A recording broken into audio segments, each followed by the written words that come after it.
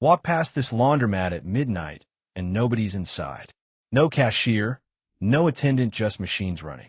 In CLA's 2024 survey, only 10% of responding stores were unattended all operating hours. But removing the attendant doesn't remove the work. It moves it. Unattended doesn't mean no employees. A separate question in the same survey found that only 7% of responding stores had 0 employees besides the owner. Cleaning, machine upkeep, payment reconciliation, and customer support still have to be covered by somebody. That's the hidden operating system behind the empty room. Removing the attendant removes one on-site role, not every job.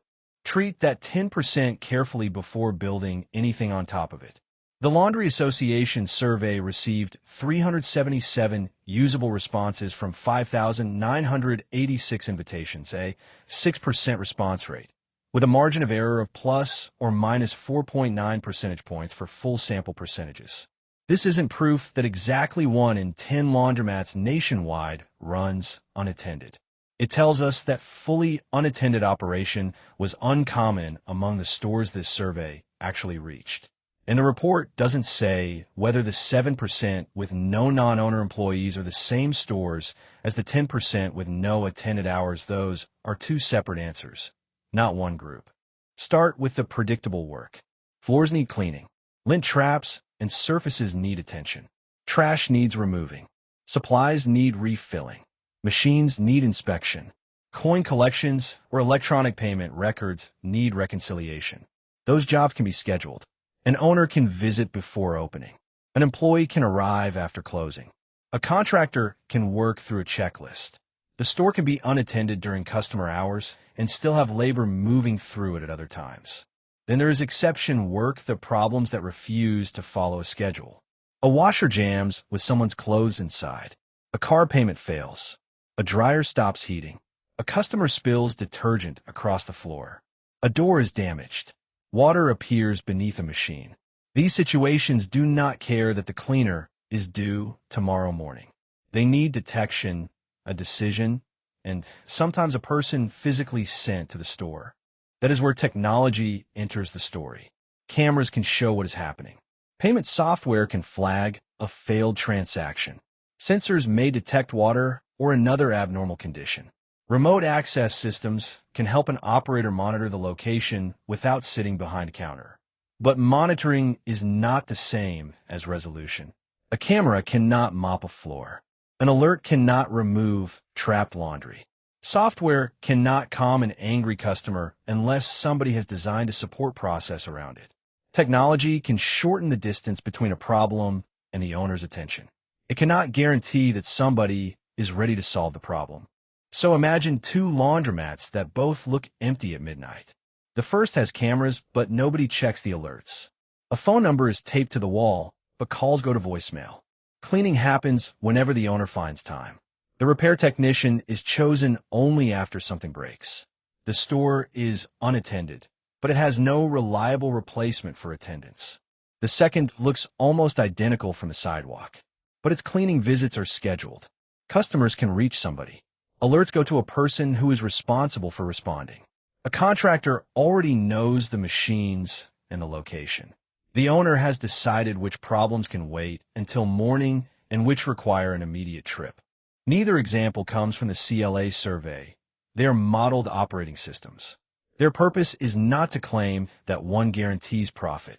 It is to show why nobody inside tells you almost nothing about how much work is happening behind the scenes. The visible absence of an attendant can represent careful design or a dangerous gap. Now, imagine a washer beginning to leak late at night. With an attendant present, there is at least a person who could notice the water, stop the machine, move customers away, and call for help. In an unattended store, detection might come from a sensor, a camera, a customer, or the owner's next visit. A strong response system could catch it quickly. A weak one could allow the damage to grow. That does not prove the staff model always wins. An attendant can miss a leak too, and a well-designed remote system may identify certain problems quickly. The real difference is not human good, technology bad. It is continuous physical presence versus a chain of monitoring, communication, and response. The unattended owner has to build that chain deliberately. Meanwhile, rent and utilities remain substantial parts of operating a laundromat regardless of its staffing model. Going unattended does not make the lease disappear. It does not remove the water, gas, and electricity required to run the machines. Staffing may affect some operating details, but these major obligations do not vanish with the attendant. What does change is the store's ability to notice trouble immediately. A small problem can become an expensive one when detection or response is delayed. That risk cannot be summarized by looking only at whether an attendant's wage appears on the schedule. You also have to price the cleaning contract, monitoring tools, maintenance coverage, customer support, emergency travel, and the owner's own time. This is also why the industry's profit number needs careful handling. The survey reports average operating net profit of 26% and a 27% median. To put that in dollar terms, apply that 26% to the survey's average store revenue of $334,000, and you get roughly $87,000. That's a modeled illustration built from the survey's own averages, not a figure the survey states directly, and it's calculated before taxes, before debt service, and before anything is set aside for the owner's own time. The survey also combines every operating model together rather than publishing a staff versus unattended comparison.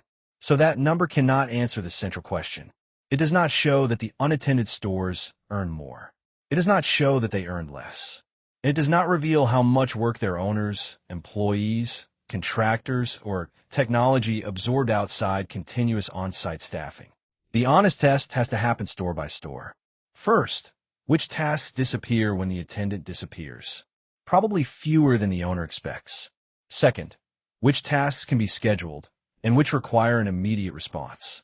Third, who is responsible for each one: the owner, an off-hours employee, a contractor, or a remote support system? Fourth, how long can a customer or a malfunction wait before the delay begins damaging revenue, equipment, or trust? And finally, after valuing every contract, tool, service failure, emergency visit, and hour of owner time, is the replacement system actually cheaper than reliable on-site coverage? If those questions have specific and affordable answers, fully unattended operation may work. If the entire plan is simply nobody will be there, then the owner has not eliminated labor. The owner has left required work without an owner. That is the verdict the survey supports and the limit of what it supports. Fully unattended operation was uncommon among the responding stores. The data does not prove whether it is more profitable. Going unattended only works when avoided staffing costs exceed the cost of replacing that coverage, and the survey does not measure those replacement costs. Walk past the laundromat one more time. The room still looks empty, but somewhere outside the frame, somebody is cleaning, monitoring, answering, repairing, or preparing to respond. The attendant disappeared from the room.